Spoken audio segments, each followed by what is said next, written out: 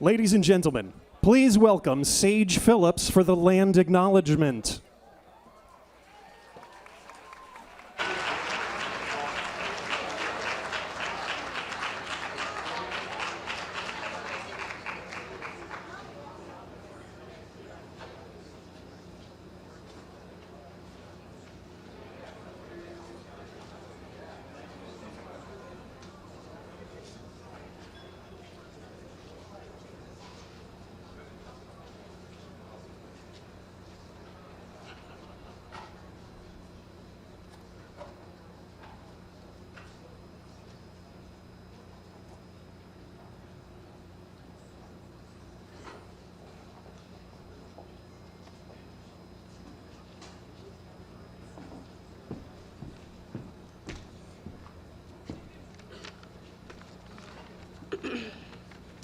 We would like to begin by acknowledging that the land on which we gather is the territory of the Mohegan, Mashantucket Pequot, Eastern Pequot, Scotticook, Golden Hill Pagusset, Nipmuc, and Lenape peoples, who have stewarded this land throughout the generations.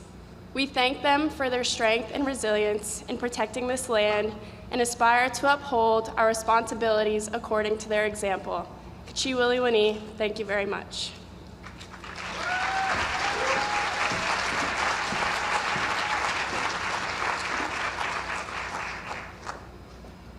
Ladies and gentlemen, please welcome Holocaust survivor Rabbi Lazowski.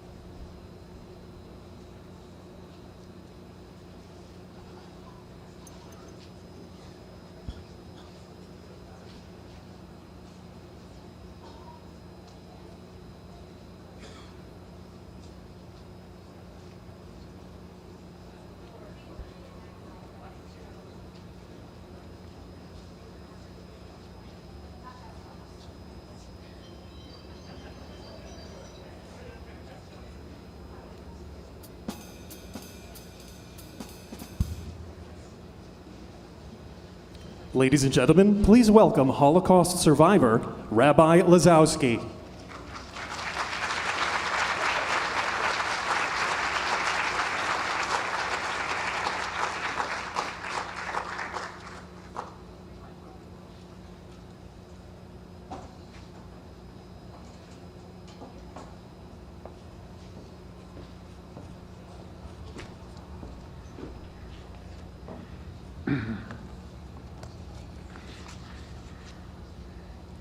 Everybody please rise.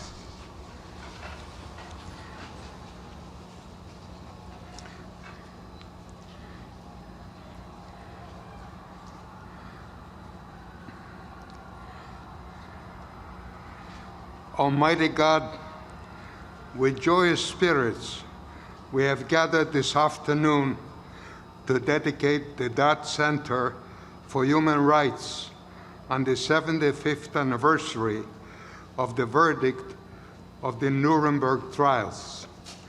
And now that the long-awaited day has come, we come forth with our gratitude and with humble spirits and thankful hearts. As a Holocaust survivor, I represent my fellow survivors and all the people who lost by the brutality of Nazism. I could never imagine in my life that this day, here with the President of the United States of America, when I was a little boy fleeing the Nazis. To me, as a Holocaust survivor, this building is a holy place because it houses the papers of Thomas J. Dodd, Executive Counsel of the United States, prosecution team at the Nuremberg trials. These procedures were the first international condemnation of genocide and crimes against humanity, and document the losses that we as a people suffered during World War II. Let us praise and honor Senator Chris Dodd and his father, Senator Thomas Dodd, of blessed memory, for the legacy of seeking truth and justice under the rule of the law, so that the atrocities that we have witnessed and lived through will never be acceptable in any corner of the world.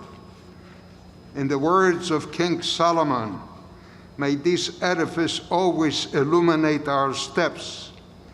Let the clarion call for justice and truth fortify our resolve to strive for the eradication of darkness, ignorance, and superstition in our society. We praise and honor our President, Joe Biden, as the leader of the free world. We pray that his lofty vision causes all children to live in creative freedom and cooperative enterprise, with none to make them afraid.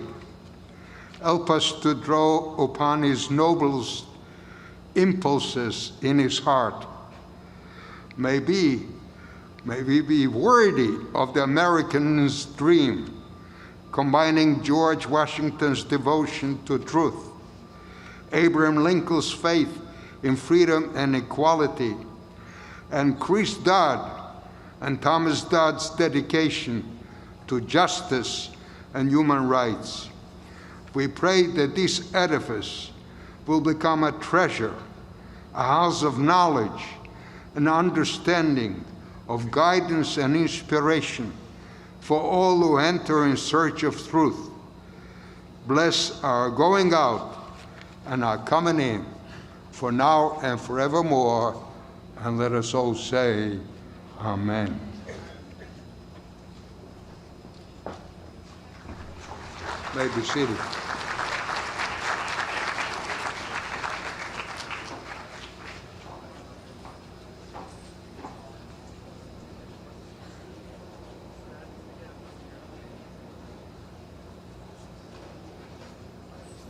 Ladies and gentlemen, please stand for the singing of our national anthem by Nadia Aguilar Steinberg.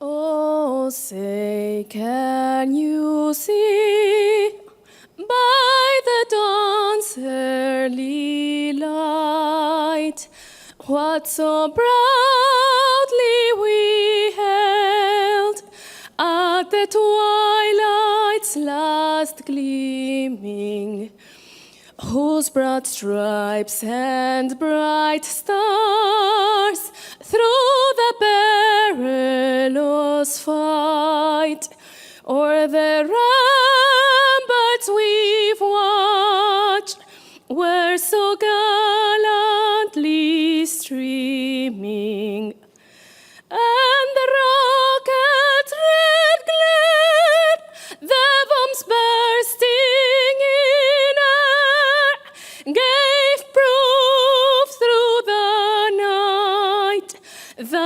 our flag was still there. Oh, say does that star-spangled banner yet wave o'er the land of the free and the home of the brave?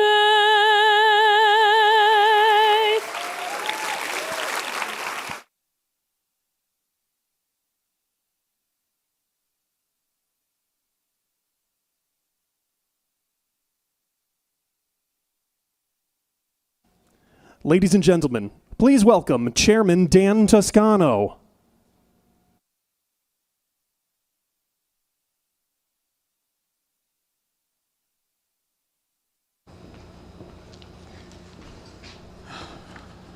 Good afternoon, everyone. There's a saying at Uconn, never speak after Gino. I'm going to modify that to never speak after Rabbi Lazowski. Those words were incredible, and pardon me for being a little choked up. But good afternoon to everyone. It's so wonderful to have so many of our close friends and family, students, alums, and friends of Uconn here today. On behalf of the Board of Trustees, a warm welcome to everyone. I'd just like to take a second to acknowledge my fellow trustees. If for those of you who are here, maybe just stand up for a second and please be recognized.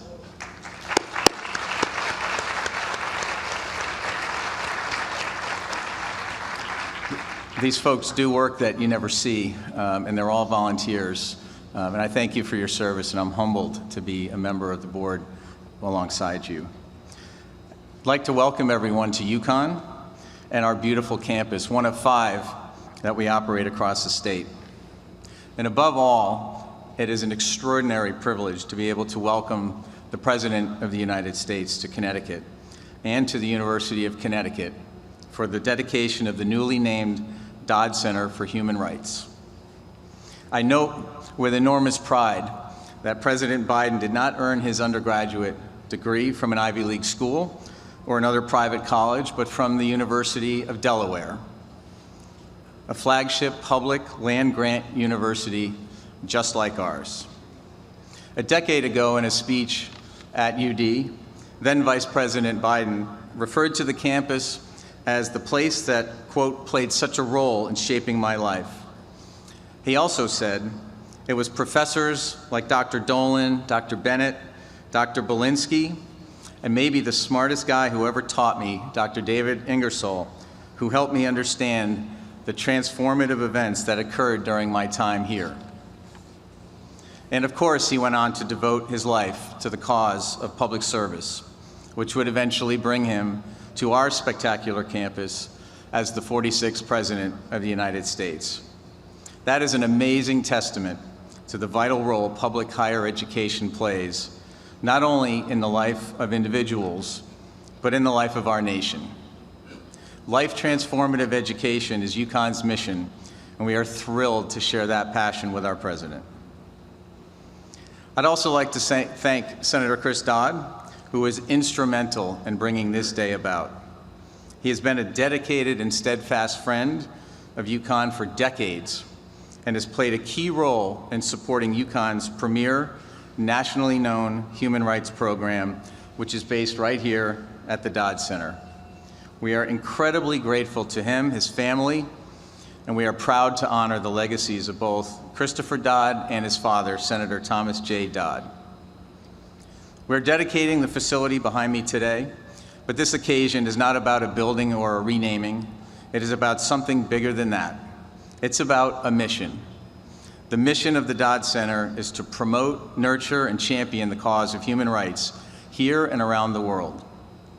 The Dodd Center, like Uconn as a whole, has an ambitious goal: to cultivate and harness the boundless intellectual strength and determination of our students, faculty, and staff in order to help bring about a better world for ourselves and a better future for all of humankind. An undertaking that we all support with our time and our resources and our pride. These are perilous times for human rights, for freedom, and for democracy. One of the great challenges of our time is to preserve and advance all three. And like all American institutions devoted to that goal, in its 25 years, the work of the Dodd Center has never been more vital or more urgent. The righteous drive and exceptional talent in our students, faculty, and staff, along with many others across the nation, tells me that we are more than equal to this task. Uconn and its people are known to be humble, hewing to the culture of the land of steady habits. But I'm going to take a moment and brag about the Dodd Center and the Human Rights Institute.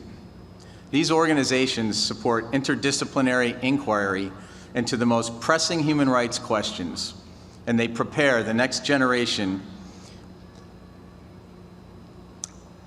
of human rights advocates across a range of fields.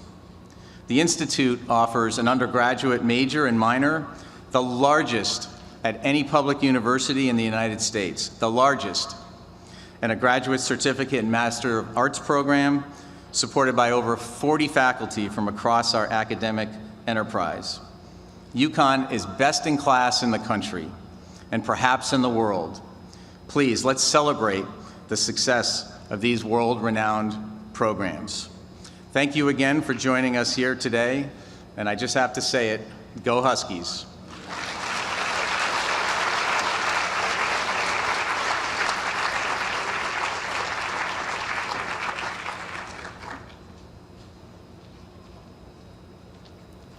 Please welcome University President Andrew Aguinobi.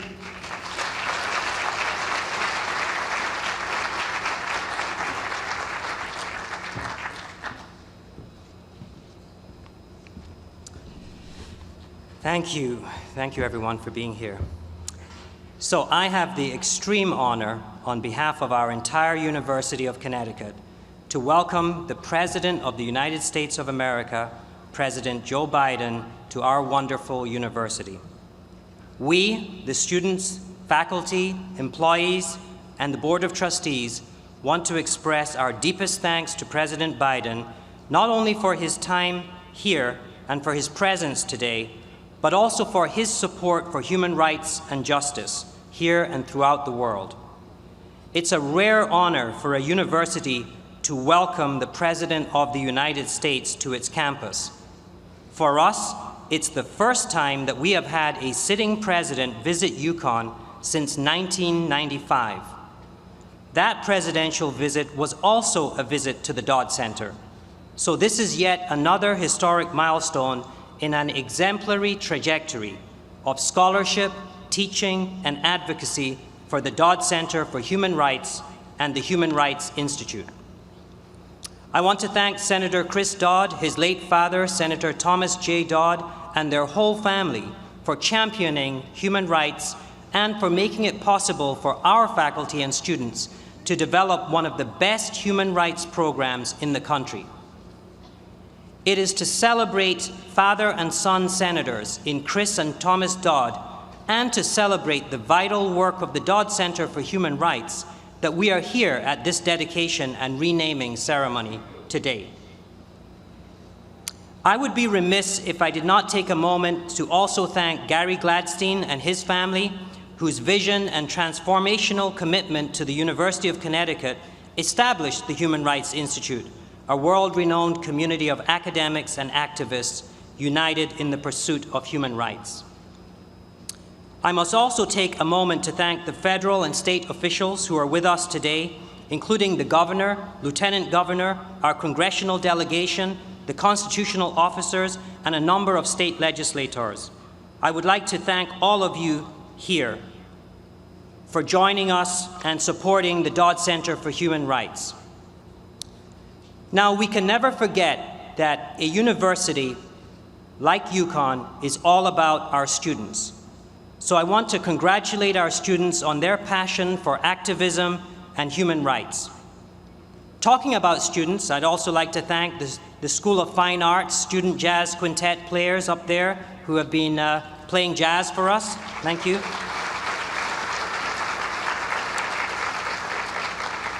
Finally, I'd like to thank the generous donors, many of whom are here, who support the diverse programs housed by the Dodd Center. There are too many to mention, but I would like to give a special thanks to Bank of America, Stanley Black & Decker, Travelers, Shari Redstone, and the Lamont Foundation. When the Dodd Center was founded in 1995, it was with the ambition to place Uconn at the forefront of human rights, scholarship, and activism, both here in the United States and around the world. Today, we are proud to say that ambition has been rewarded by research, teaching, and outreach that have made the Dodd Center synonymous with the cause of human rights. By helping to ensure that human rights are protected, that human dignity is supported, and that our common humanity is recognized, we fulfill the highest aspirations of a world-class university. For 25 years, the Dodd Center has been essential in helping Uconn to meet those ambitious ideals, and I look forward to what the next 25 years have in store. Now, of course, all of you know that it takes a village and it requires leadership. In Connecticut, we have been very fortunate to have leaders who understand the mission of the university and the Dodd Center and who have provided support and commitment along the way. We are honored to have one of those leaders here with us today. He has proven himself a compassionate and determined public servant, a true friend to the University of Connecticut, and, as his presence here today indicates, a supporter of the universal cause of human rights. Please join me in welcoming Governor Ned Lamont.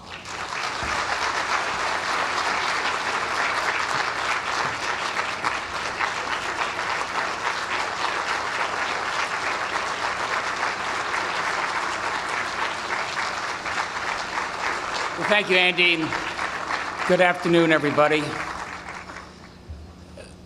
I'd like to say to the students of Uconn, before we had FaceTime, before we had Zoom, we used to write a lot of letters. And Chris Dodd wrote a book called Letters from Nuremberg. It was about letters that his dad wrote when he was at Nuremberg at the age of 38, across the Atlantic from his family. And it were letters from the heart, letters where he asked how his wife Grace was doing, how the kids were doing, what they were making for dinner. And Grace, I'm thinking about you whenever I hear when Irish eyes are smiling. That's what I'm listening to right now. His letters also talked about what the meaning of Nuremberg was. This was at the end of World War II. And the question was, how do you deal with these Nazi leaders? Some thought maybe you should have a trial. Stalin said, what's a trial? Even Winston Churchill said maybe they should just be executed. But the President of the United States and Judge Jackson and Thomas Dodd thought otherwise. They said, America is super because of the power of our ideals. That's what makes us super. And we're going to stay true to our ideals, true to a rule of law, true to the fact that these people are going to be tried in a courtroom setting, and the evidence is going to be laid out in front of the people around the world, and they will get their just desserts. And that's just what happened. And young attorney, 38-year-old Thomas Dodd led the way in that prosecution. And that was, to some degree, the world's introduction to America as a superpower and what we stood for. More than our military might, it was the power of our ideals, the power of the rule of law, the power of human rights. That's what that represented, and that's what that statement was, and that's what that book was about, and that's what Thomas Dodd was about. And then he came home, and he got home, and he saw his young son, Chris, for the first time, just learning to walk, barely able to walk. And as they say, they started calling Chris Dodd the Shadow, because he followed his dad everywhere he went. And fast forward 30 years, Chris followed his dad into Congress and followed his dad into the US Senate and followed his dad in terms of representing the very best ideals of this country, especially when it came to kids and family and medical leave and childcare and everything that he thought was important to the American ideal going forward. And that's why this center is named after Thomas and Chris Dodd. Chris was telling me, though, that just a few months ago, he got a letter. And he got a letter from a professor from Alabama State. And the professor said, back in 1960, we had a protest, African-American kids protesting on college, protesting segregation. And the silence was deafening. But then they started getting some messages from the University of Connecticut, messages from students at the University of Connecticut, some cash included with those messages from the students at the University of Connecticut. And the professor asked, and who was Jeremy Dodd? Because Jeremy Dodd is the person that made this happen. I don't know, there's something in the water in that Dodd family, and I hope you guys are all drinking it. And I'd like to think that the Dodd Center is all about those family dinners, back and forth, talking about what makes America special, what makes America great, being true to our values, true to ourselves, true to human rights. And if Uconn and the Dodd Center can help establish that and make sure the next generation follows on what Tom and Chris Dodd did, we'll be a better country for it. Thanks, everybody.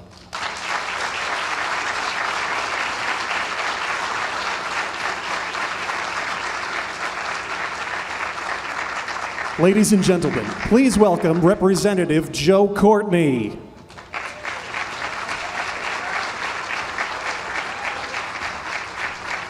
Good afternoon, everyone, and thank you, Dr. Aguinobi and the Board of Trustees and all of the Uconn team for the invitation to be part of this special day for Uconn, for Senator Chris Dodd, for Jackie, for Christina, and other family members that are joining us here today.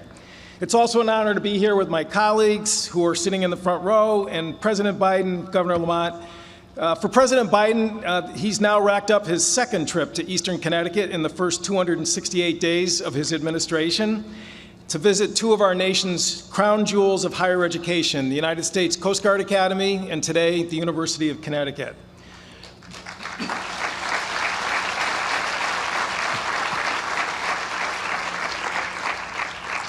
For those of us who live in this region, we know there is no better place than Uconn for Chris Dodd's work on human rights to be perpetuated.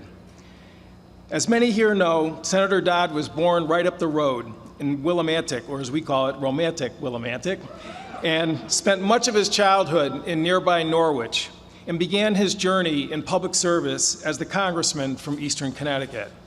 As he and I have discussed many times, this is a quintessential swing seat where he honed his skills as a results-oriented legislator, because that's exactly what his constituents expected and which he faithfully delivered over and over again. His footprint in this part of the state, and I can attest to it personally, is wide and deep, and today is another example of where that footprint gets deeper and wider for the people of the state of Connecticut.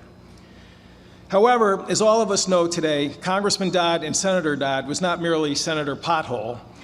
Fueled by his time in the Peace Corps and his father's example, he worked tirelessly to create an enlightened foreign policy centered around human rights. As tempting as it is to list all of his work on the Senate Foreign Relations Committee, today is not a walk down memory lane.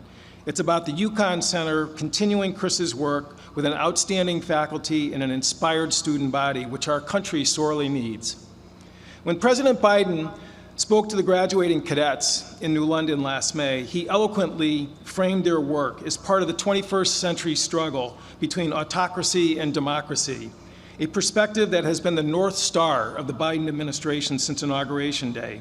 To those cadets who are now ensigns and who are out on patrol as part of the effort to protect the rule of law on the high seas in the Indo-Pacific, which is under constant attack by the new autocrats.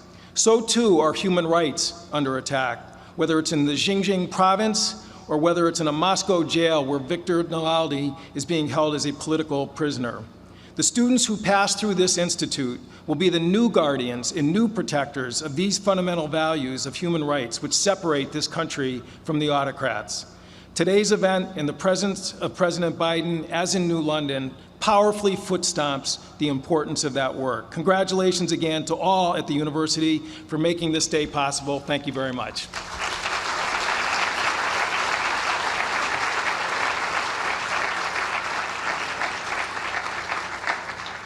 Please welcome Senator Christopher Murphy.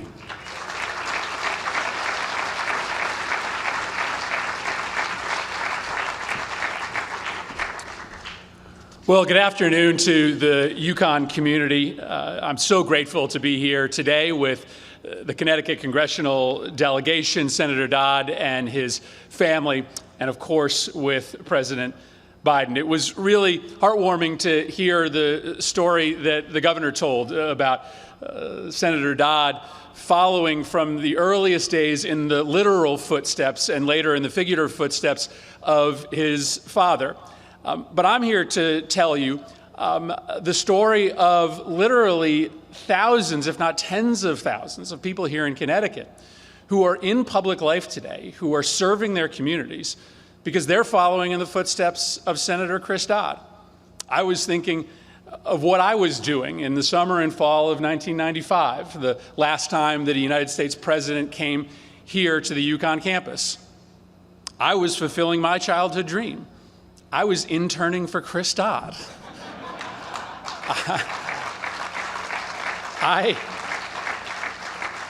I was doing that because he set an example for so many of us. A senator who was willing to speak truth to power. A senator who understood the role that America could play around the world for good, for peace. A senator who was willing to take chances, to travel to dangerous places like Central America in order to show the example that America could set to end civil conflict, to bring warring factions together. Senator Dodd may have been following in the footsteps of his father, but there are so many all around this state and all around this nation who are engaged in some way in this fight for human rights, in this fight for democracy because of Chris Dodd. And I come back to the letters that we celebrate and the records that this center is going to be able to share with the world. And I was reading through a few of them just getting ready for today, and I came along a passage from one of Tom Dodd's letters that he wrote just a day after actually arriving in Nuremberg. He was describing what he saw, the dead city of Nuremberg in the wake of the destruction of World War II. He said the refugees, the deportees, all winding a weary way through the wreckage, one-legged soldiers, soldiers with women bedraggled and worn-looking, families pulling little carts or pushing baby carriages loaded with a few miserable possessions. I ask, where do they come from? Where are they going? How do they eat? Where do they sleep? No one knows. It's been an endless procession every day. God spare our people from any such fate. The work of upholding human rights, the work of making sure that we walk the walk on civil liberties and human rights and democracy promotion, as well as promote it overseas. It is about avoiding conflict. It is about giving people access to the apparatus of registering grievances with their government so that they don't have to resort to violence. And the legacy of Tom Dodd, the legacy of Chris Dodd, derived from the lessons learned from World War II and from the Nuremberg trials, is to make sure that more people around this world have access to the ability to engage in civil disobedience, in conversation with their government, to make sure that that fate that Tom Dodd saw in Nuremberg and in Germany never visits here and visits fewer and fewer people across the world as time goes by. I want to thank the Dodd family. I want to thank the Uconn community for setting up a bold foundation with a bold mission to try to teach those lessons learned by Senator Tom Dodd and his son. Thank you very much for making this day possible.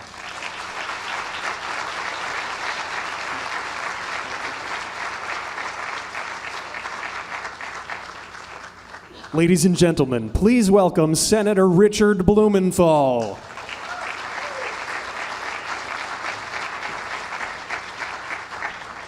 Thank you so much. I am so deeply excited and honored to celebrate this day with you. And first of all, thank you to all of the board, the teachers, the faculty, the staff of Uconn for making Uconn one of the very best universities in the entire country. Thank you to all of you who contribute so much every day.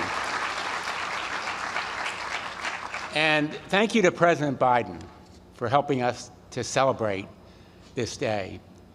I was with President Biden earlier, as many of us were, at a child care center. And he said that he likes children better than people. Being in Washington, I understand why he might say that. But there is no mistaking how deeply President Biden is committed to this cause. And there is no exaggerating the importance of this day. Literally, the Dodd Center will advance the cause of human rights in teaching and research, and yes, in activism around the world. It will put Uconn on the map as the premier institution for human rights and liberties around this nation. And we all ought to be grateful to the Dodd family for giving us this great gift. You know, when senators leave the United States Senate, they traditionally inscribe their names in the desk that they use. When I came to the Senate, I took Chris Dodd's seat. There was no way I could fill his shoes, but I took his desk. And Chris Dodd's name is inscribed in that desk, and so is his dad's. Every day I come to work, and I look at those signatures, and I read the note that Chris Dodd left me on the day he left. It inspires me every day, whether it is in the course of debating the National Defense Act, or impeachment, or the rule of law in this country, that the ideals and values that Chris Dodd fought for every day at that desk should continue to lead all of us. And that we have a role, not only in this country, each of us, but also around the world, to make sure that every person is counted as someone who deserves freedom and human rights. Every single person is of value. Every single person deserves those values and ideals. And I want to thank Joe Biden and his administration for knowing and acting on those principles and values and ideals. It's the reason why he is committed to get out of Afghanistan. All of the partners and allies who sided with us, and they deserve to leave Afghanistan and have the freedom and opportunity and human rights that they fought at our side to achieve. It's the reason why he has said, and he believes, that women's rights are human rights around the world. And Chris Dodd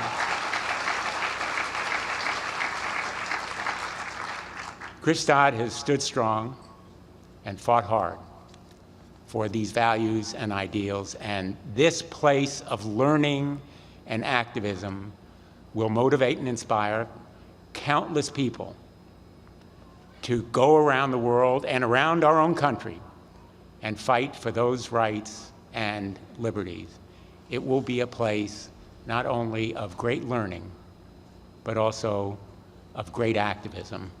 And I thank Chris Dodd and President Biden for making this day so historic. Thank you all. Mankind will know that no crime will go unpunished because it was committed in the name of a political party or of a state. That no crime will be passed by because it is too big. that no criminals will avoid punishment because they are too many. If, as so many of us believe, this country rests, in the end, upon its devotion to freedom and liberty and democracy, and upon the strength of its families, you could hardly find a better example than the Dodd family, not only for their devotion to liberty and democracy, but also for their devotion to family and to the memory of Senator Tom Dodd. In October 1995, Uconn dedicated the Thomas J. Dodd Research Center to honor the Connecticut senator's career in public service and to preserve his legacy as executive trial counsel at the historic Nuremberg trials, which began exactly 50 years before the Dodd Center opened its doors. As a state-of-the-art archival facility, the Dodd Center houses Thomas Dodd's papers, which document the prosecution of Nazi leadership for war crimes and crimes against humanity. The dedication of the Dodd Center kicked off the Dodd Human Rights Year, featuring conferences, workshops, and lectures on human rights issues past and present, local and global. From these beginnings, the Dodd Center would grow into one of the most dynamic centers of human rights scholarship, teaching, and engagement anywhere in the world. In 1996, alumnus Gary Gladstein endowed the Marsha Lillian Gladstein Visiting Professorship in Human Rights. And that same year, the Dodd Center inaugurated a distinguished human rights lecture series. In 2001, Uconn established a human rights minor.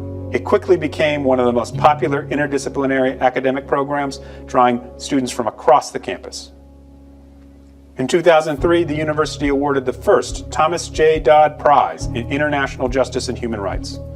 Also in 2003, the university appointed the first Gladstein Chair of Human Rights and founded the Human Rights Institute, or HRI. HRI has served as the intellectual hub of Uconn's human rights programs.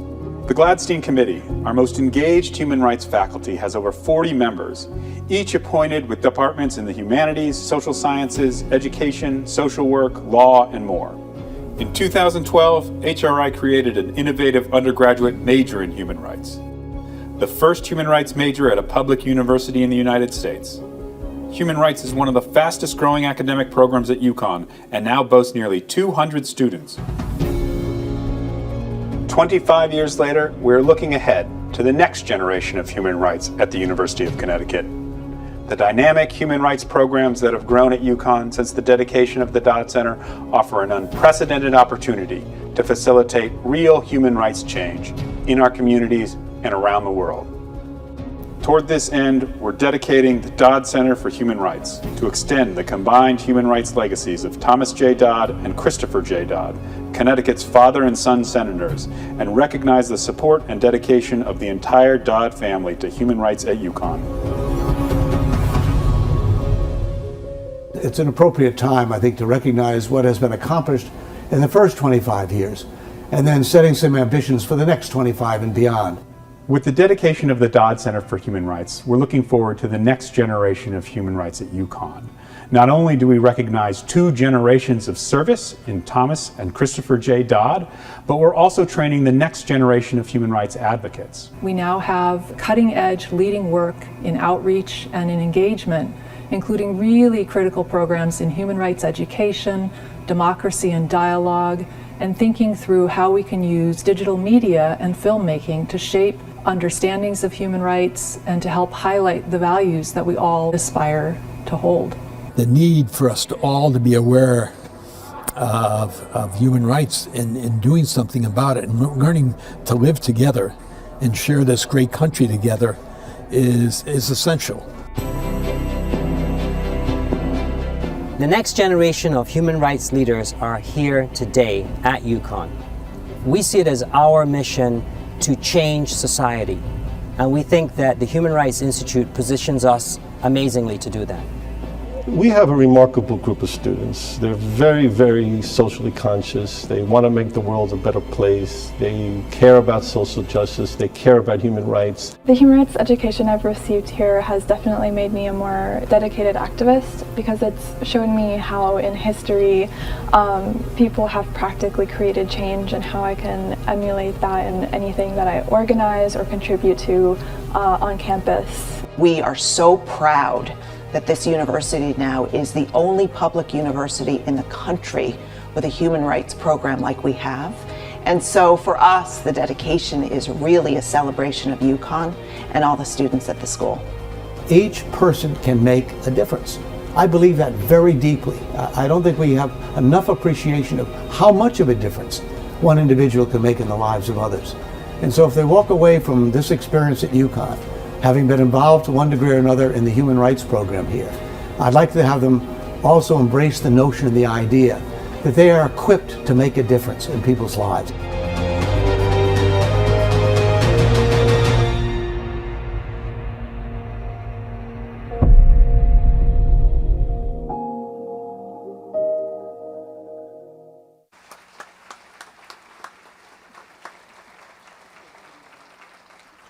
Ladies and gentlemen, please welcome Helena Folks.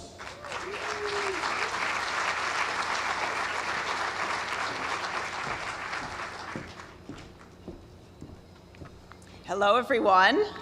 I know that for all of you here in Connecticut, there is no introduction needed for our next speaker, but this event would not be the same without her being here.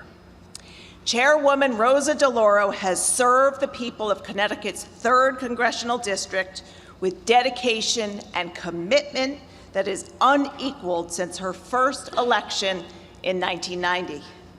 I was fortunate enough to meet Rosa during her first stint on Capitol Hill when she served as Chief of Staff to my uncle. She was as much a powerhouse then as she is now. She's well known not only in her district, but across the state for her tenacious advocacy and her unwavering fight for meaningful public policies that benefit working families and make opportunity real.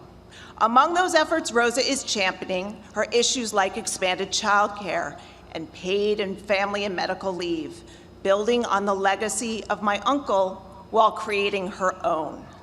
She, like my own family, learned the art of politics from her family at the kitchen table, and she's taken those lessons with her to Washington.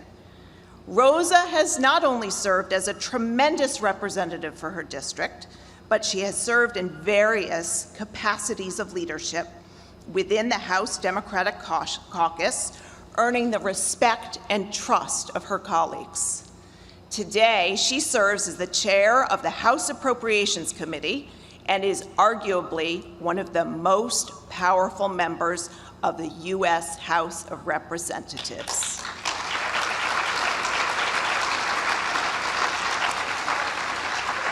This is true, and yet to us and to anyone who tries to use formal titles, she's Rosa. Rosa, we are so proud of you and thrilled to have you with us today. Ladies and gentlemen, Chairwoman Rosa DeLauro.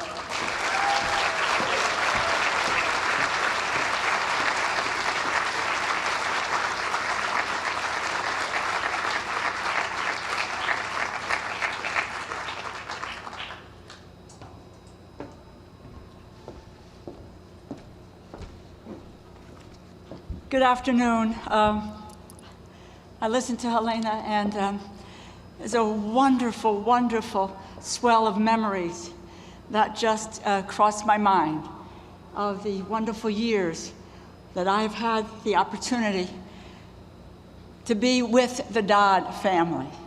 Not only working for Chris Dodd, but getting to know his family, each and every one of them, and how remarkable they are.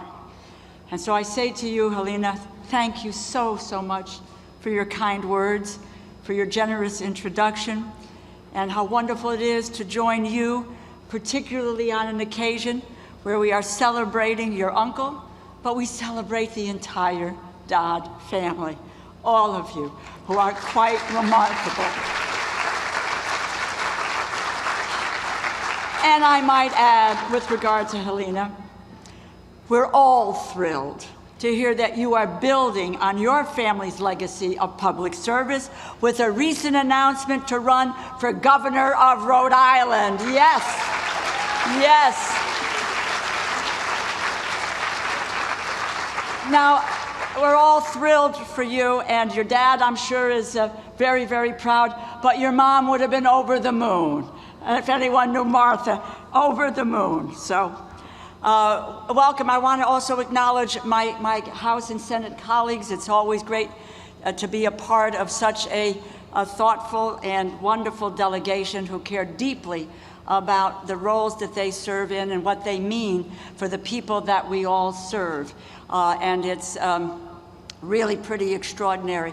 And I look at Jackie and I look at Christina and my heart swells. And we miss Grace today, but she's becoming my constituent. She is at Yale University, so in New Haven, so wonderful to be with you. Let me, allow me to say a thank you to President Biden for joining us today. After years where the United States was often too disruptive or absent on a world stage, it is great to be working with you and with your administration, helping to send that clear message that America is back. The President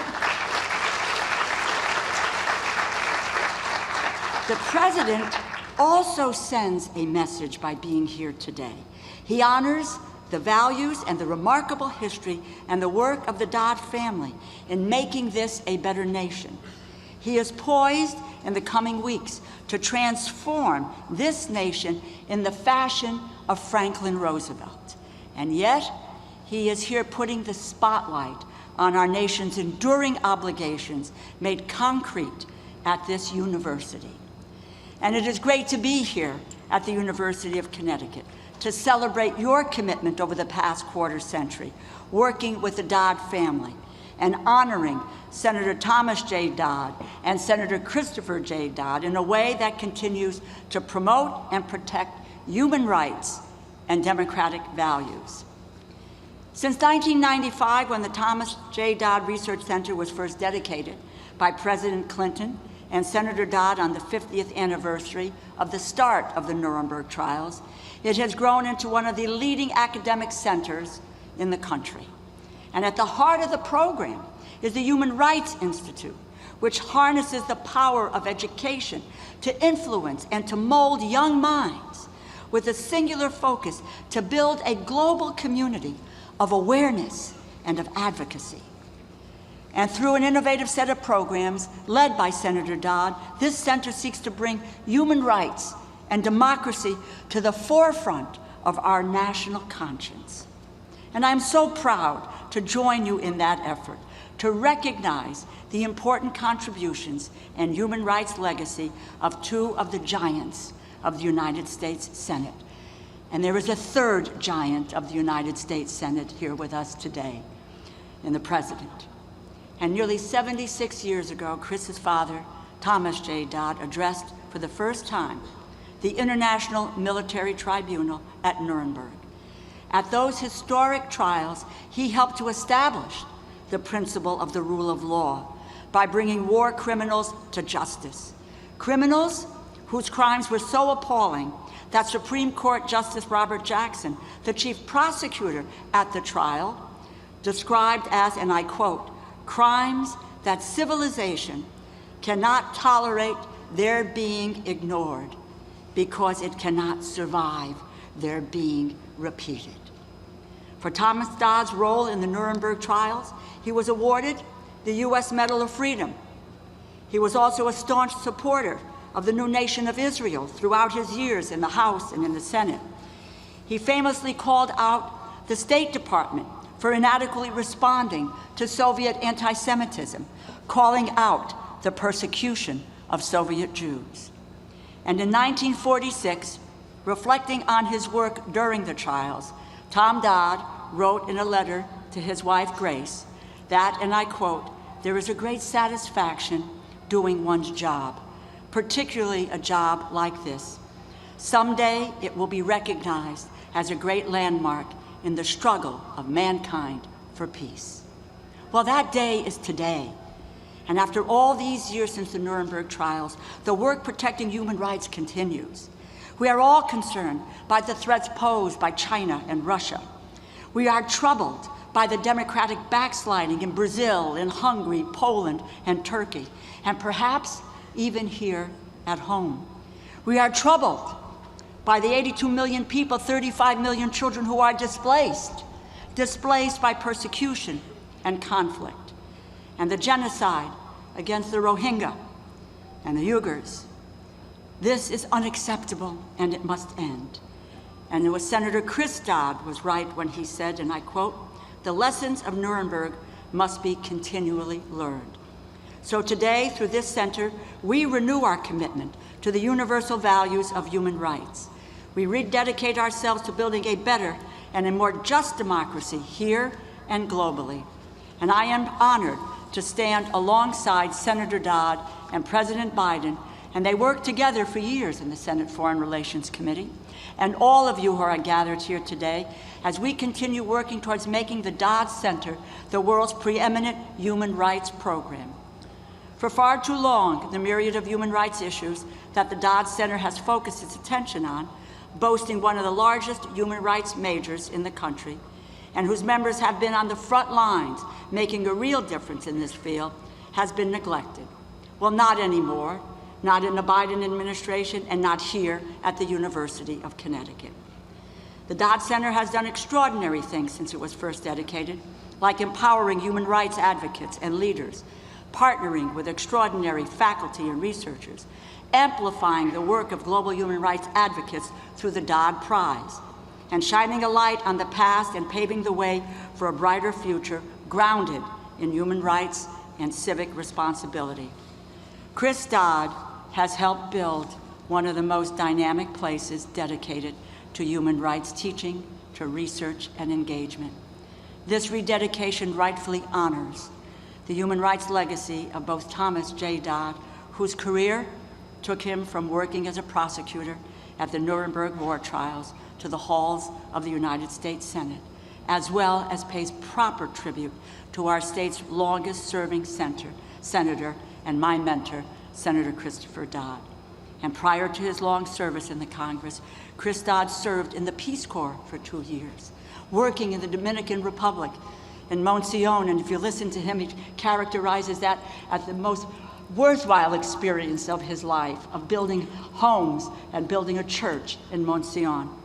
And he was there before being elected to the House of Representatives. And for the next 30 years, he occupied the same desk as his father did in the U.S. Senate. And he built on his father's legacy by taking on the issues his fathers did, such as being a leading voice for children and families. And both served on the Senate Foreign Relations Committee, and of course, both championed human rights. And like his father before him, Chris supported ratifying a treaty establishing penalties for genocide. And in 1986, Chris was able to see firsthand something his father had helped start when the Senate finally approved that treaty. I have known Chris Dodd for more than 40 years. First as his campaign manager, then as his chief of staff, and finally as a colleague. Chris brings such a passion to the battles he has taken on, and that's something I've learned from him and so many others learned from him. He leaves a singular legacy in the U.S. Senate. He changed so many of our lives for the better. He had the courage to speak out as a freshman senator against the wars in El Salvador and Nicaragua, calling the administration's policy, and I quote, a formula for failure. I witnessed those events. And years later, he took on the Bush administration's war in Iraq, where he declared it erodes our nation's security and its moral leadership. And like his father, Chris too has been prescient and brave on human rights and justice around the world. It is why the Dodd Center has such a broad reach, empowering and inspiring the next generation to be the change that we need in the world today. And with that, please join me in welcoming Senator Christopher J. Dodd. Thank you.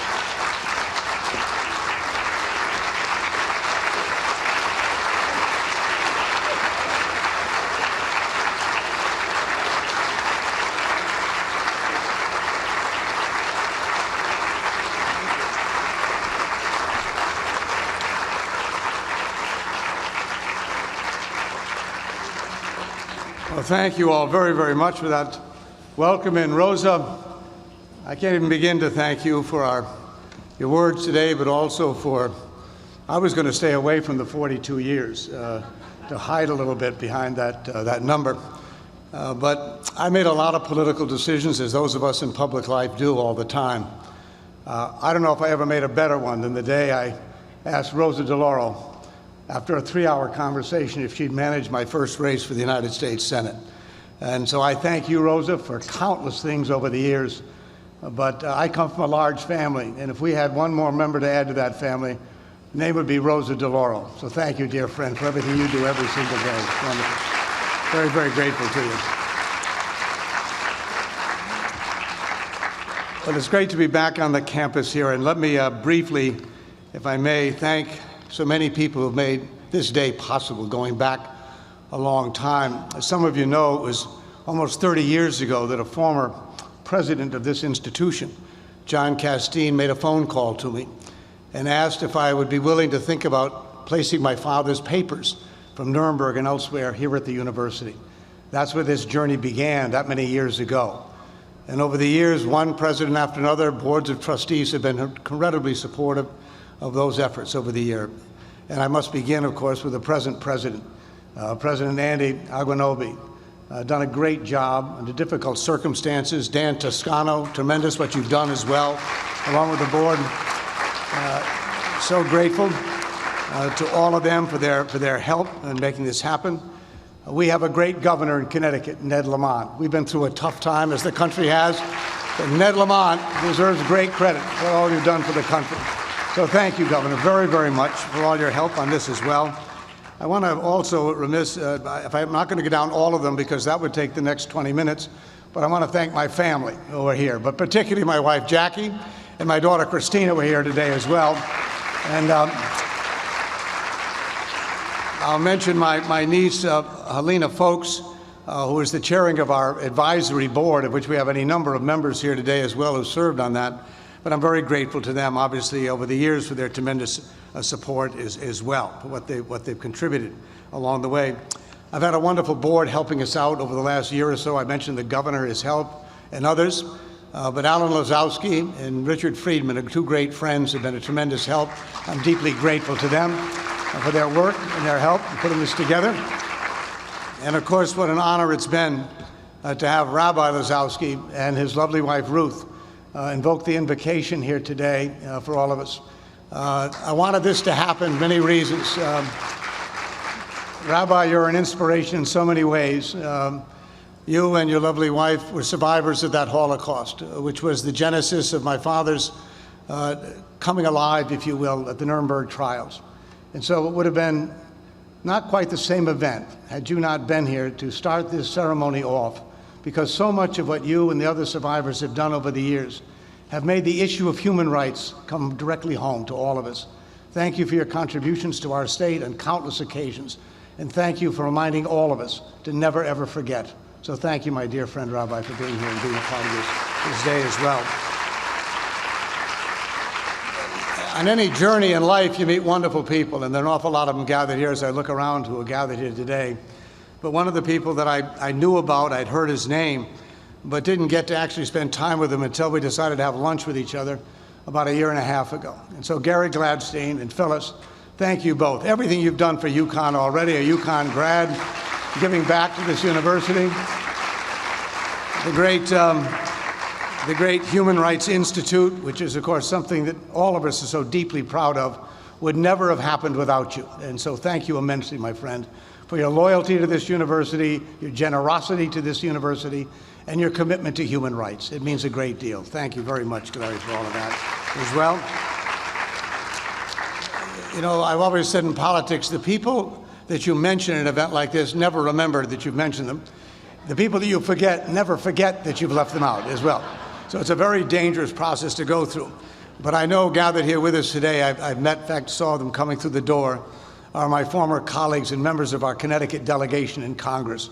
And I see Dick Blumenthal over on the side. I saw Chris Murphy coming in. I saw Johanna Hayes, John Larson, of course, you've heard from Rosa, Jim Himes as well. And right in the congressional district of Joe Courtney. I think I got them all. If I left someone out, tell me. But I thank you all for being here and being a part of this day, and our legislative leaders in the General Assembly and the members, rank and file members, are here as part of that as well. And I know there are a lot of you here in this room. There have been some 200 or 300 people that I call part of my family in a way over the last, or during the 36 years that I served in public office representing the state, first as a congressman and then as a senator, as Rosa mentioned.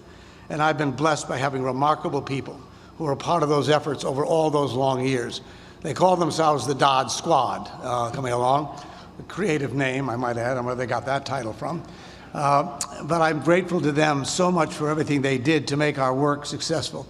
And there are no words I can ever use to thank the people of this state for giving both my father and I the honor to represent Connecticut in the halls of Congress. Together it was 52 years, his service and mine, to represent the state in that building. And so I'm very grateful to my staff. And I'd be remiss if I didn't at this particular moment. I remember I hired a guy out of a friendly ice cream shop almost more than 40 years ago to come and be a part of the staff. And if just a couple of days ago, after a long illness, Eddie Mann, my chief of staff of the Senate office, passed away.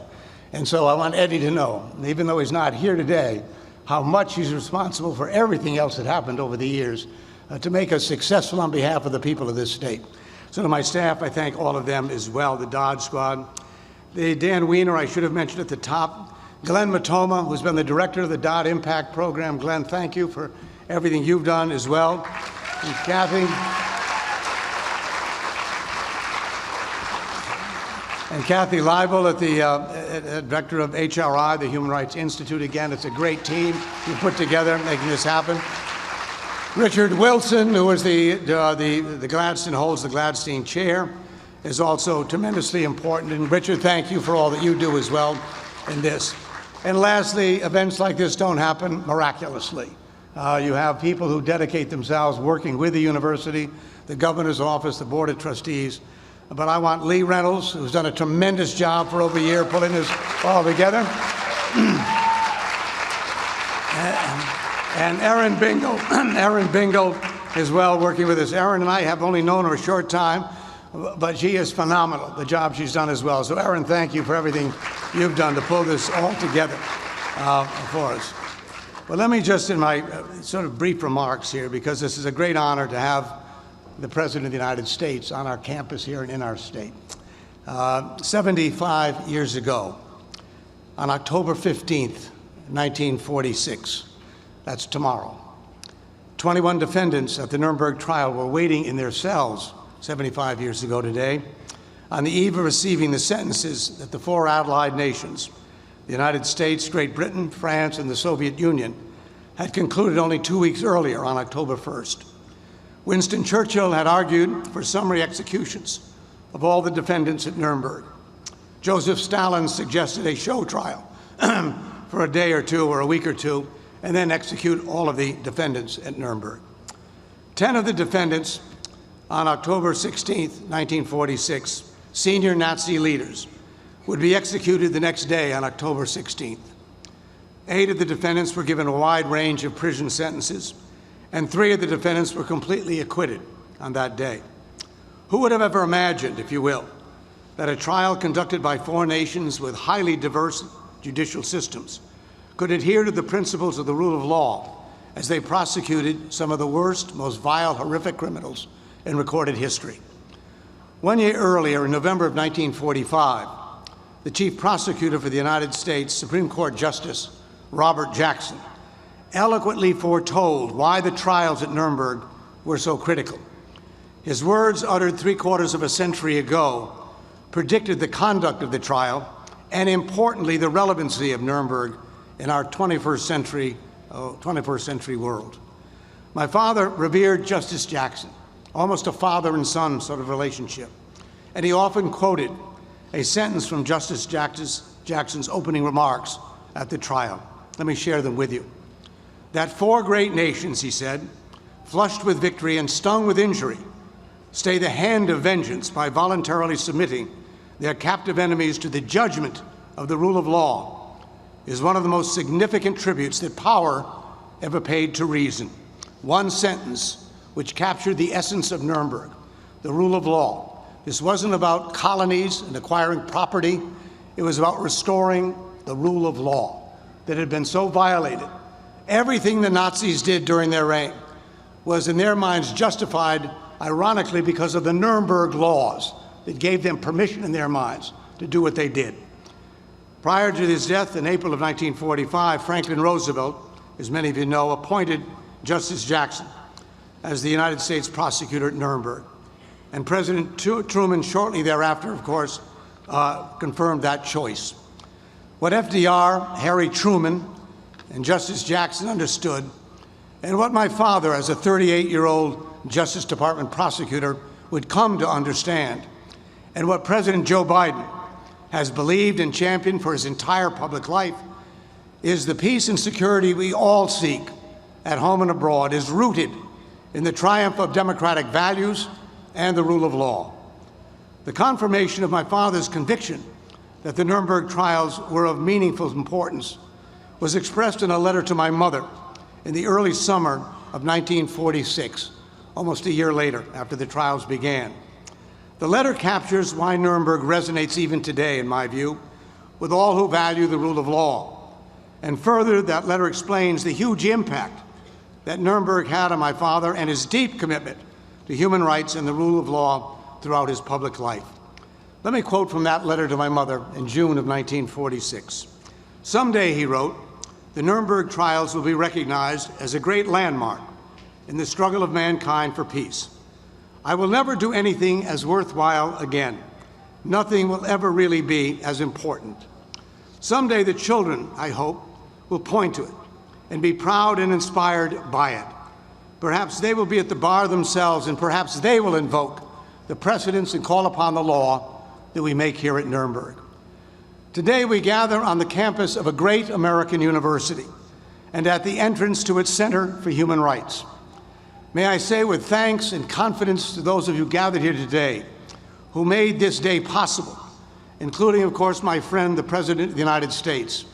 In response to my father's hope that he uttered 75 years ago, here at this center, at this university, in this our country, we will invoke the precedents and call upon the law that was made in Nuremberg 75 years ago. I am very grateful to my dear, dear friend, our president, for coming to Connecticut, for coming to our flagship university, and for coming to the Dodd Center for Human Rights. My friendship with Joe Biden goes back years as Senate colleagues, and it strongly continues to this day. A friendship that is both personally and substantively grounded. When my sister passed away some years ago in Rhode Island, who came to Rhode Island and walked unannounced into that funeral home? It was then the Vice President of the United States, Joe Biden. When my older brother was diagnosed with cancer, who did I call first for advice and counsel on what to do? My friend, Joe Biden. And we were both campaigning for the presidential nomination, which you've all certainly forgotten, in 2007. Participating in those endless debates. Which candidate flew to and from the debate with me? My friend, Joe Biden. Now, allow me to quickly add, we did so because of our deep friendship for each other, but we were also both broke, I might add, as well. In today's highly polarized political world, such joint ventures, regrettably, would be unlikely. So I'm grateful to my friend for being with us today. But there are strong substantive reasons as well for our friendship. In all our years together, I know of no other Senate colleague with whom I served who cared more or fought harder for the fundamental human rights of people at home and around the globe. Before his public life, President Biden was personally engaged with the civil rights movement in Wilmington, Delaware. He authored the Violence Against Women Act, and he was a leading voice against apartheid in South Africa.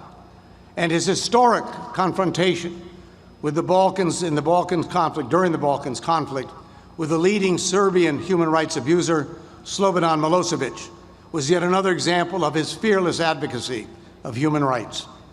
The President was a consistent, strong voice on human rights conditions in Northern Ireland as well, and I never had a more loyal colleague in my efforts to stem the tide of human rights abuses in Central America. As Senator, as Vice President, and today as our President, Joe Biden is not merely an advocate of human rights and the rule of law. he is consistently and actively engaged as an outspoken world leader in this cause. Today, hate crimes and hate speech, as we all know, are on the rise. Supremacist groups are proliferating at home and around the globe as well. And the number of autocratic regimes seems to grow on a regular basis.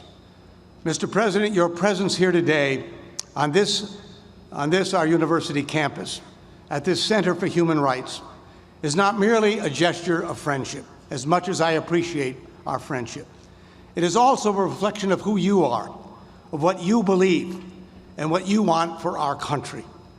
Your courageous decisions, your clear priorities, in my view, and your deep, long-held convictions to build America back better after these hard and difficult years is exactly the leadership that our country so desperately needs.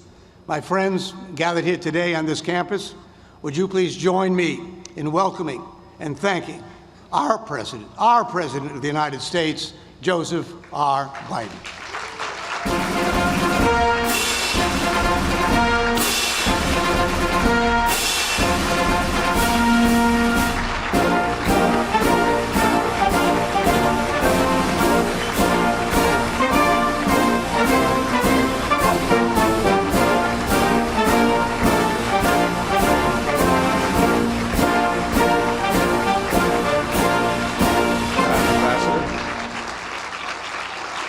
Thank you so very much.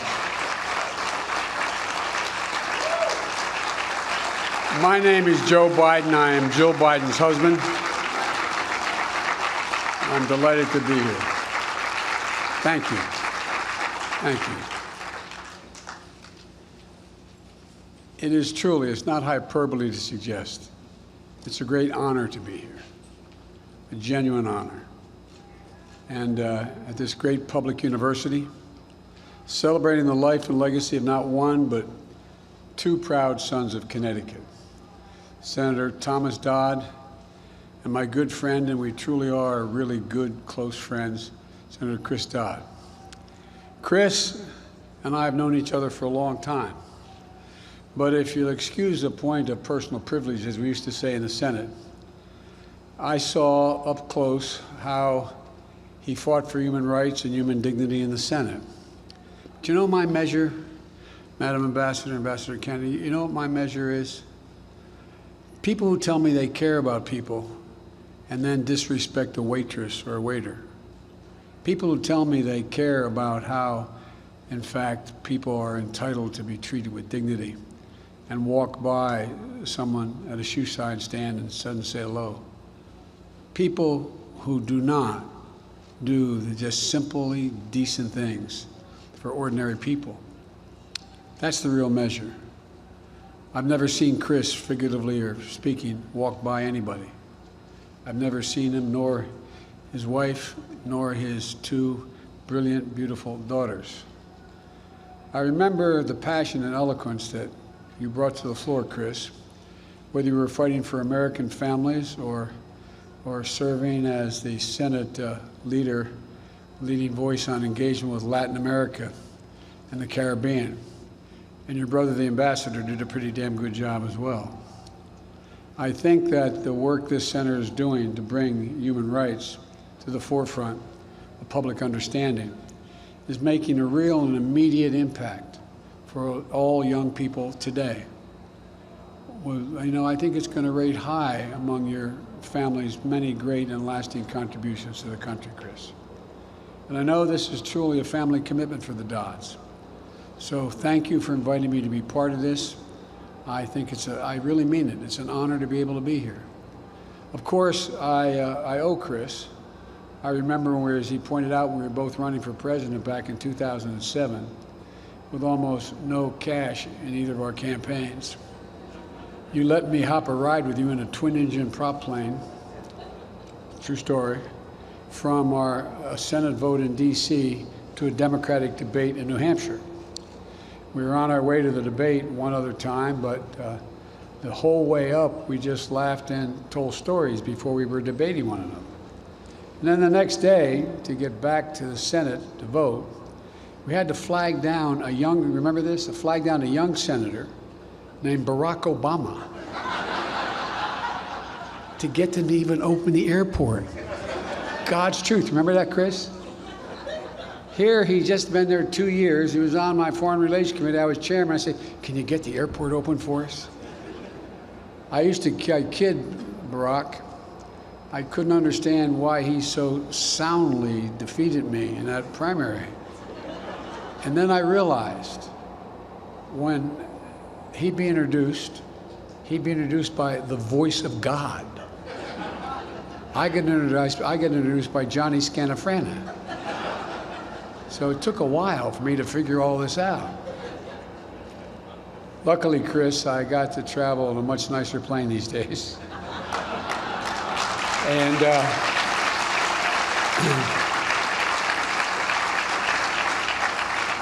it's yours to travel in anytime you would like. I want to thank a few more proud Connecticut leaders who've been spending time with me today. Governor Lamont, you're one of the finest governors in the country. I'm not being solicitous. That's a fact.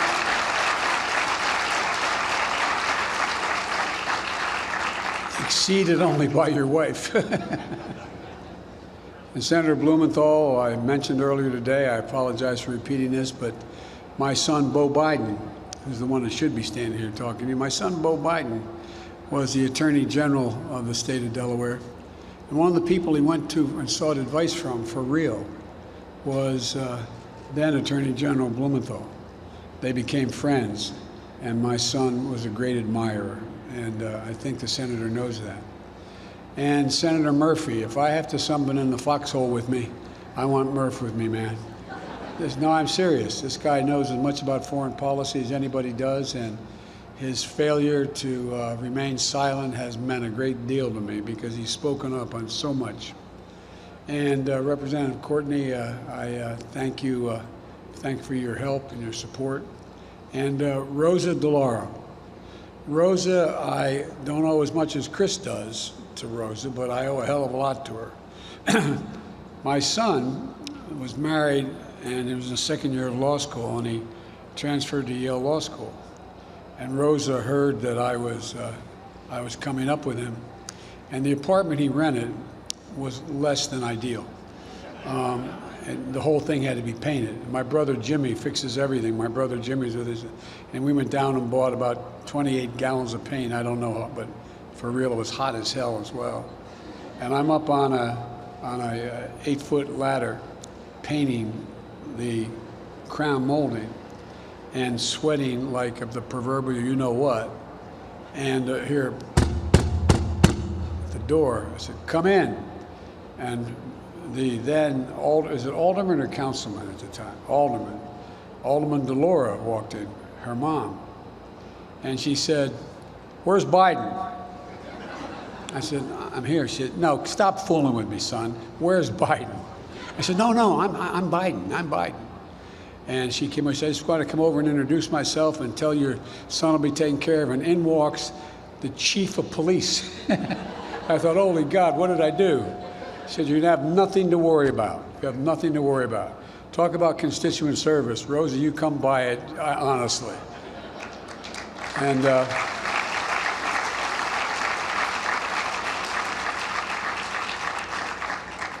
And Rosa, we've all, and I'm not being solicitous again, using that word twice now, we've all learned a great deal from you. I want to thank you for your long-standing dedication related to the well-being of children and families, and for championing and expanding the child tax credit, which is a gigantic middle-class tax cut for working families that finally got passed in the American Rescue Plan, which we were able to get done immediately upon being elected.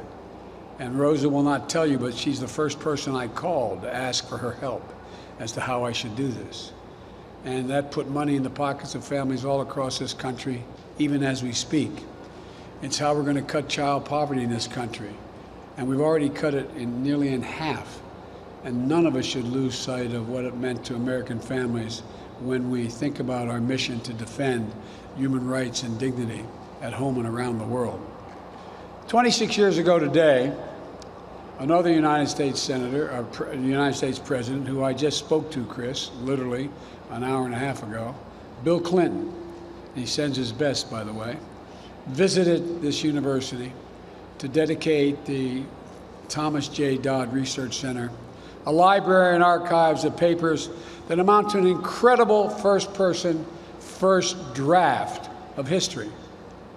And let me say, they're all thinking about President Clinton today, as sending him his good wishes of speedy recovery. He's always been a comeback kid. He's getting out of the hospital. Everything's going well. But he wanted to send his best. As a young lawyer, Tom Dodd had already built a record of fighting hatred by prosecuting the KKK in the South. But when in 1945 he left behind his beloved Grace and his 5 young children, a young Christopher, just 14 months old at the time, to travel to the bombed-out cities of Europe to document the shocking atrocities still fresh in their horror, to question and cross-examine some of history's most notorious villains. That's not hyperbole. Some of history's most notorious villains. And to expose beyond question the depravity and the crimes against humanity that the Nazi regime committed. Tom Dodd dedicated his intellect and his moral passion and his resolute sense of right and wrong to making the Nuremberg War Crimes Trial a testament to justice. And that's what it was, a testament to justice. Nothing like it ever happened before. And all the while, he was writing letters to his Grace, lamenting their separation, but recognizing the momentous weight of history that rested on his shoulders. And Chris, I came up with the same sentence from your book. Someday, he wrote, will be recognized as a great landmark in the struggle of mankind for peace. Never before has such a record been written, and men will read it for 1,000 years in amazement and wonder how it ever happened. When President Clinton spoke at this first dedication, he ended on a poignant reminder. He said, and I quote, "The road to tyranny, we must never forget, begins with the destruction of truth." The road to tyranny begins with the destruction of truth. In my view, that was the lesson at the heart of the Nuremberg trials. Finding truth, documenting it, so it could never be denied. In court, Tom Dodd built a case fact by fact, using the Nazis' own meticulous records of crimes and shocking human evidence to pin down Nazi leaders who tried to deny their complicity and feign ignorance. And even more important, it denied the entire German policy the ability to feign ignorance. To deal with the past, you must face the truth. Whether it's Dachau or Buchenwald, Auschwitz, or other camps, millions of Jews rounded up, along with members of other minority groups, thrown into camps, abused, used as forced labor, medical experimentation. 6 million Jews murdered, including so many who met their ultimate fate in the gas chamber. He made sure no one could deny their own eyes and what they saw. He preserved the truth, ugly and as traumatic as it was for all of history, so that the horrors of the Holocaust could never be diminished or denied. And the evil that we still have to guard against to this day has to be watched. Chris, as you heard me say many times before, because you got to meet my dad. My dad was a well-read, high school educated fellow whose greatest regret was he never went to college. But he cared deeply about human dignity. Our dinner table, my dad was what many would call a righteous Christian. He happened to be a Catholic, but he's a righteous Christian. And growing up, My dad would come home for dinner before we went back to close the business he managed. And the dinner table was a place we sat down to have conversation and incidentally eat. I'm serious. My dad used to talk about, as a student of the Holocaust, what a tragedy it was that we didn't bomb the railroad tracks toward the end of the war. How wrong it was that we turned away the St. Louis, a ship full of Jewish refugees from Europe. He believed passionately the only way we could make real the promise of never again was to keep reminding ourselves of what had happened and how so many people, otherwise thought themselves decent people, rationalized that it really wasn't happening. We didn't know what was going on. Because they weren't turning on the gas valve, they had no responsibility. That's why, if you'll again excuse a point of personal privilege, when each of my children, and now my grandchildren, turn the age of 15, the first thing I've done, my word is abiding, is put them on an aircraft and fly to Dachau, one at a time, at age 15. Work sets you free as you go through the entrance. But that's not what I wanted them to see. I wanted them to see the lovely homes that were right up against the fence line with their beautiful roofs. People living in there rationalized that it's not me. I'm not doing this.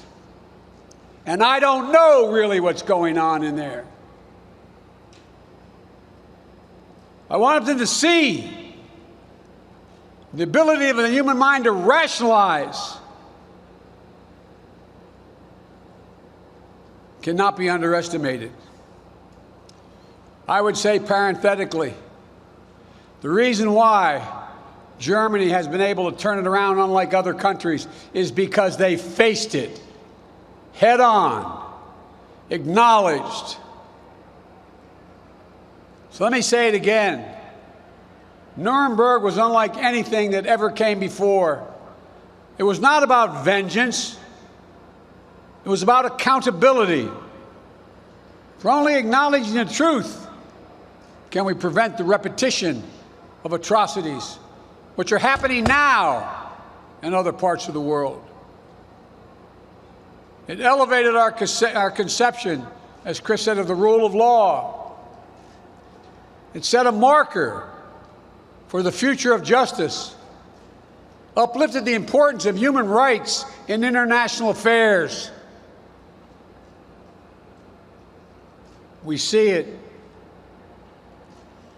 in the Nuremberg tribunals, the blueprint we see in those tribunals, the blueprint for future United Nations tribunals that would help deliver justice after atrocities committed in Rwanda, in the former Yugoslavia. We see it in the values championed at Nuremberg and the antecedents of the Universal Declaration of Human Rights and the foundation of a rules-based international order built out of the wreckage of two wars, world wars, not just to prevent us from destroying ourselves, but to actively build a better future.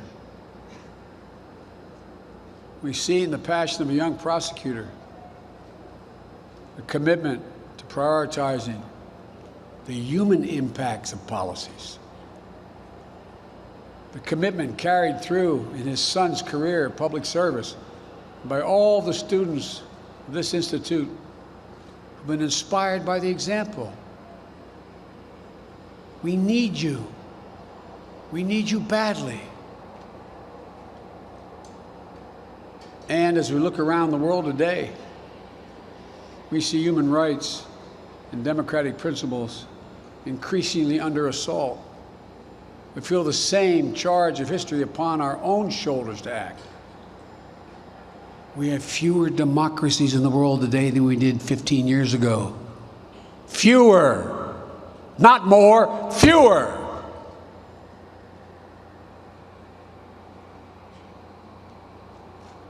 Cannot be sustained. That's why from day one of my administration, I've taken concrete steps to put human rights back at the center of our foreign policy and reassert our moral leadership on the global stage. To lead, as Chris has so often heard me say, with the power of our example, not the example of our power. Chris and I served in the Foreign Relations Committee. We excoriated the abuses elsewhere in the world and called for action overseas.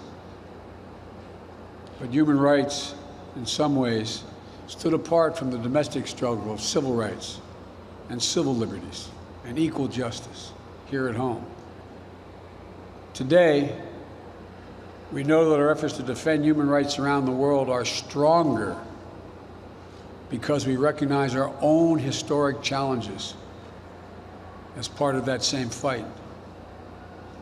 Leading by example means taking action at home to renew and defend our own democracy, to advance equity and promote justice, to defend the sacred right to vote in free, fair, and secure elections. Leading by example means not pretending that our history has been perfect, but demonstrating how strong nations speak honestly about the past and uphold the truth and strive to improve.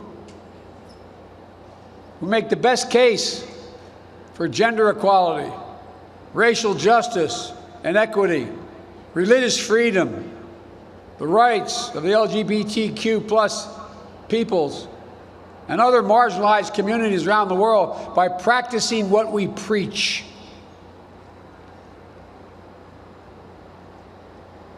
First 10 minutes I was in office, I ended the Muslim ban, advancing racial equity through the federal government, overturning the ban on transgender individuals serving openly in the United States military, establishing the White House Gender Policy Council, demonstrating that our commitment to human rights begins at home, is among the most powerful and persuasive tools in our foreign policy kit. And as we defend human rights beyond our shores, we're more effective when we work together, allies and partners in our shared values. America as a nation is unique in all history, not because we're inherently better, because the basis upon which we're organized. Virtually every other nation is organized based on ethnicity, religion, geography, color. We're unique in all the world. We're based on one guiding principle. We hold these truths to be self-evident, that all men and women are created equal, endowed by their Creator with certain inalienable rights, including life, liberty, and the pursuit of happiness. We have never lived up to it. We've never, until very recently, walked away from it. The arc has always bent closer and closer to justice and inclusion. The moment we stop, the moment we rest, is the moment that our influence diminishes. So we're re-engaging multilaterally and rallying the world to advance universal human rights and fundamental freedoms, to prove that democracies can still deliver in an age of fast-moving, cross-cutting challenges. We have rejoined the UN Human Rights Council, which we walked away from. The United States of America didn't want to be part. I mean, just yesterday, we won an election to a new 3-year term that begins in January in that committee. We had to fight to get back on it because the world wondered, do we mean it still? The United States of America, do we mean it? In December, the United States will host a virtual summit, a summit of democracies, to bring together world leaders to make concrete commitments to defend democratic values and push back against advancing authoritarianism. Not war, but important words. We can't return to a world where might is right and strong nations abuse weak or oppress individual rights with impunity. Nuremberg forced us to look closely at the evil of humankind and what we're capable of perpetrating. To see mass atrocities, crimes against humanity, do not happen by accident. They don't happen by accident. The result of choices made by individual human beings and world leaders. And sadly, when we look around the world today, we cannot say that the specter of atrocity is behind us. We see today the patterns, the choices playing out around the world, even as we speak. The oppression and use of forced labor of the Uyghurs in Xinjiang. Treatment of the Rohingya by the military junta in Burma. The rampant abuses, including the use of starvation and sexual violence to terrorize civilian populations in northern Ethiopia. Whenever we hear that kind of poisonous hatred, wherever we see our fellow human beings being dehumanized, doesn't mean we go to war, but we must speak out. Silence, as my dad would remind me, silence is complicity. Silence is complicity. That's what Nuremberg said. Your silence is complicity.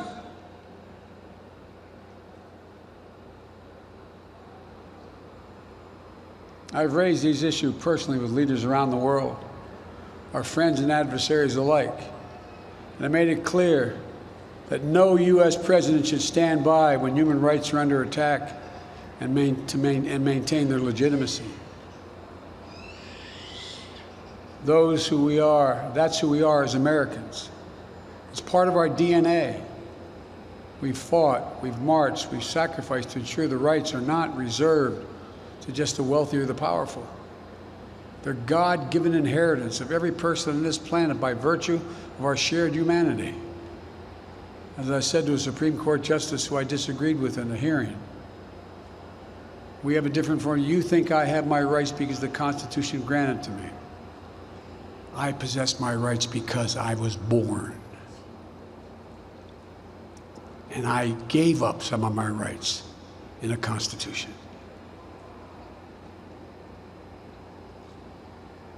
That's the radical idea at the core of the founding of our nation.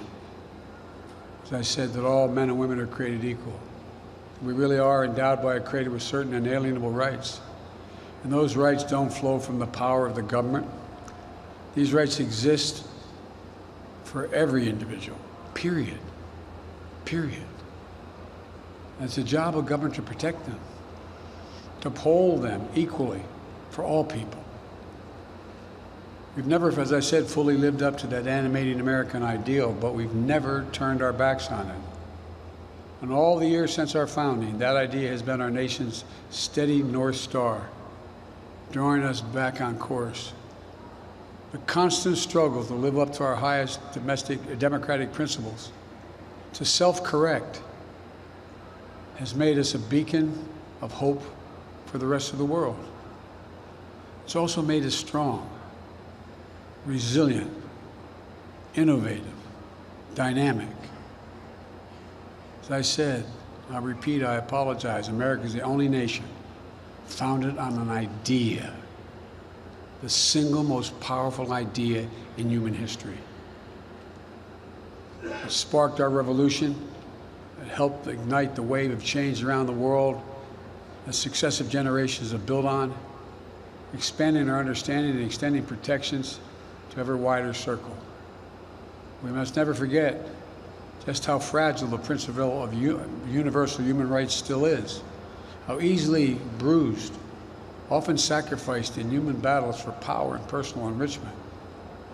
In an age of increasing misinformation and disinformation, we must not grow complacent in our defense of the democratic values that have been the firm foundation for an era of peace and prosperity unprecedented in human history. Attacks on truth are still the harbinger of tyranny. Nothing about our democracy is assured, as I'm sure you're all becoming to realize of late. Nothing about our freedom is guaranteed. We have to work for it. In those letters from Tom Dodd to his dear wife Grace, reflecting his service at Nuremberg, he wrote, "Sometimes a man knows his duty so clearly, so surely, he cannot hesitate, and he dare not refuse it." Tom Dodd lived a life with a clarity of purpose. He brought it to his service as a U.S. Senator, leading the floor fights with the Kennedys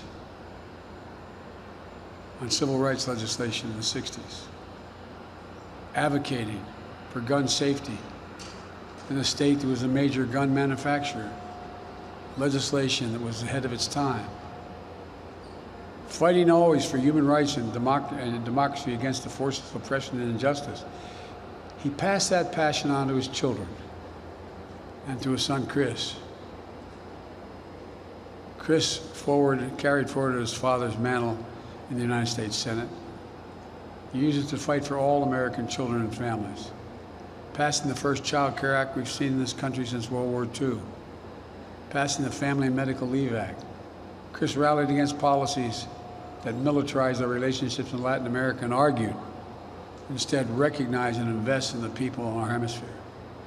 He spoke out when he saw the legacy of justice that his father had fought for in Nuremberg being wrapped in the excesses of a war on terror. And he helped to create this center, growing it over the years from an archival repository for the truth into a leading center for the study and promotion of human rights at home and abroad, into a widely respected academic institution, training the next generation of human rights defenders and passing the torch to those of you who will carry the fight on into the future and for the truth. So as we rededicate the Dodd Center for Human Rights to honor the legacies of both father and son, let's also dedicate it to the future of generations, to the students here in the audience today who discover and defend human rights as the passion and purpose of our life. So let us be dedicated to expanding our shared understanding that we can never fully realize the freedom we wish for ourselves without also helping ensure that liberty and justice for everyone. And let's dedicate to the unending fight to bring our own nation, our own world, closer to a future in which every human being is free to pursue the highest dreams and unleash their full potential. And for you students that are here, undergraduates at this great institution, there's no reason why you will not be doing what I'm doing as President of the United States, standing here speaking to audiences from now. I mean that from the bottom of my heart. I was taught, came from very modest means, no Horatio Alger story, but very modest means, that you can be anything you set your mind to if you work at it. So many of you in this audience, especially in the second tier there, are the people that my grandchildren are going to be looking to. There's not a single reason why, we can't do this. Not a single reason. As I've told every world leader that I've gotten to know, and I've met many, many of them, it's never been a good bet to bet against the American people. God bless you all, and may God protect our troops. Thank you.